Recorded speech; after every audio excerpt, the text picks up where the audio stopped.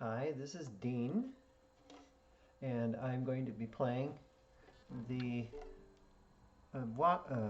the second finger exercise that is on the bottom of the page of Suzuki Violin Book 1 that has Etude on it. I don't actually have the revised version with me thanks to COVID-19. That's somewhere else.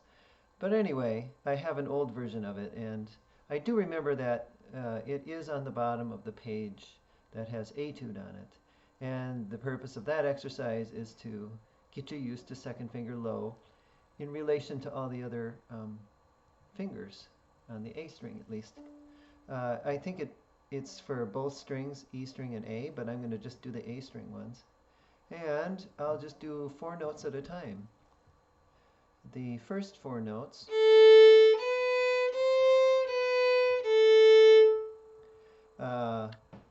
in this case, we have a first finger down, and we leave that finger down so that it will tell your second finger where to go. And it's kind of like going down a water slide. Woo, whoosh, whoosh, whoosh. And the second finger slides down the first finger's fingernail and lands right on C natural. So those fingers touch each other. And so the first finger guides second finger. And in the next 4 notes, the second finger guides first finger.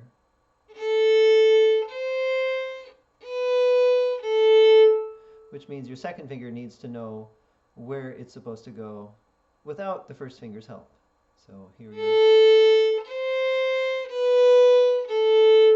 And I leave my first finger in the air so that there isn't any tension on the finger. I think if you put all your fingers down at the same time, then your fingers end up being flat. You know. Oofda, that's not quite so good.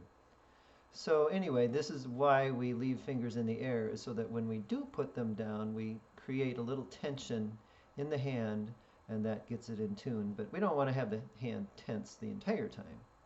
That'll just never happen. All right, the goal to beautiful playing is always to be relaxed. All right, so let's go do the first 8 notes now. And in the first one, the first finger stays down, and in the second one, the second group of 4, the second finger helps the first finger out. All right, so here we go. Ready, go.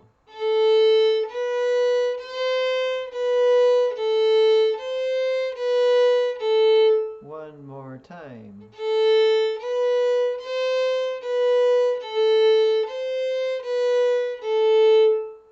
All right, so that same concept applies to the next 4 notes.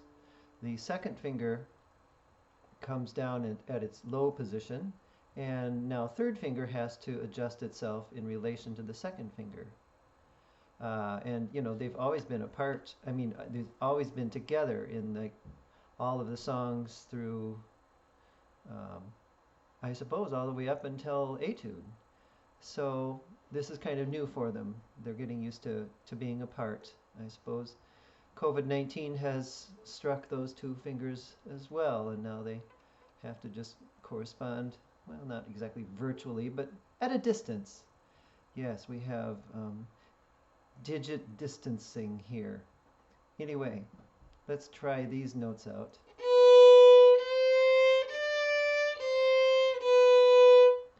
You can see that getting that third finger to be a ringing tone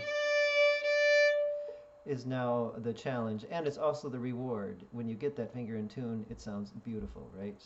So let's try it again. Here I go. One more time.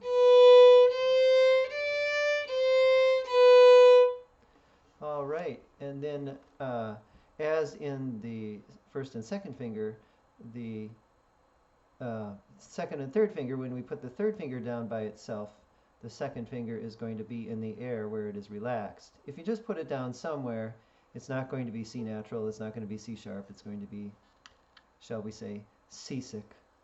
All right, here's how it goes. All right, so you can see I left my second finger in the air, and then when I put it down, I put tension on the finger and it landed right next to first finger. So that's a very relaxed way to play. Let's do 3 or 4 more of these. Here I go. One more time. All right, so let's put these 8 notes together, starting on first finger. Here we go.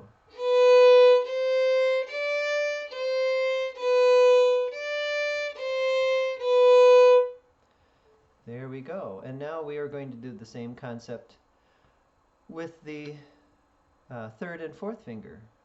I believe in the Suzuki book there is a line drawn by the first finger, meaning that the first finger is going to be kept down the entire time. I heartily agree with that. The first finger and the thumb are anatomically connected.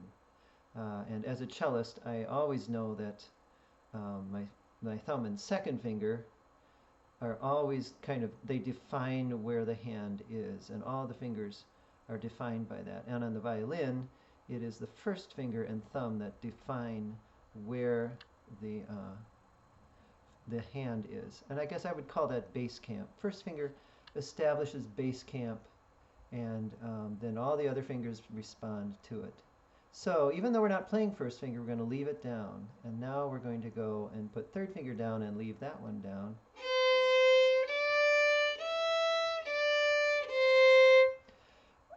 True confessions, I release the tension in my second finger. And I probably shouldn't do that, but I do.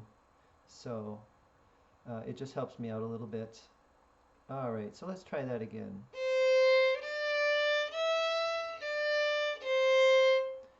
All right, and then the next thing is to put the second finger to fourth finger, and then the third finger is in the air.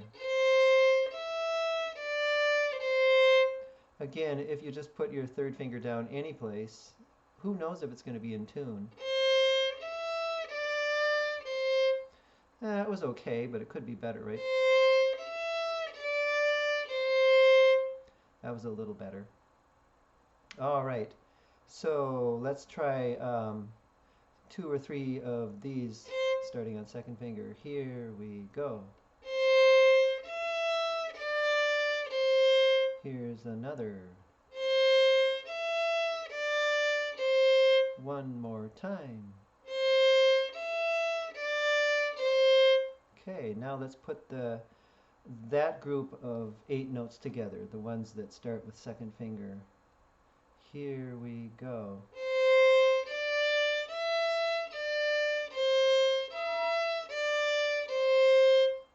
There we go. My shoulder is a little sore. I haven't done my yoga yet this morning. At any rate, let's put all of those notes together now. So we're going to start with the open A string, and now I'm playing all, what would that be, 24 notes? Something like that? Anyway, this is on the A string, the second finger low exercise. Here we go.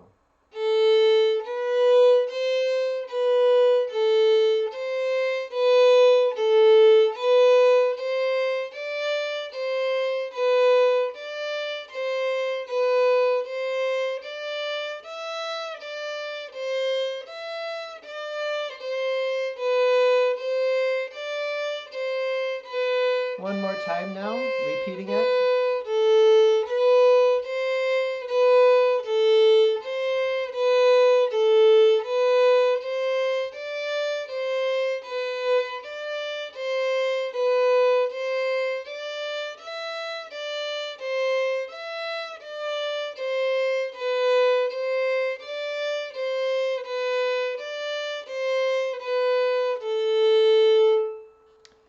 There you have it, the second finger low exercise. You can do it on the E string as well, and for that matter you can do it on all the other strings too. It's always a good thing to do.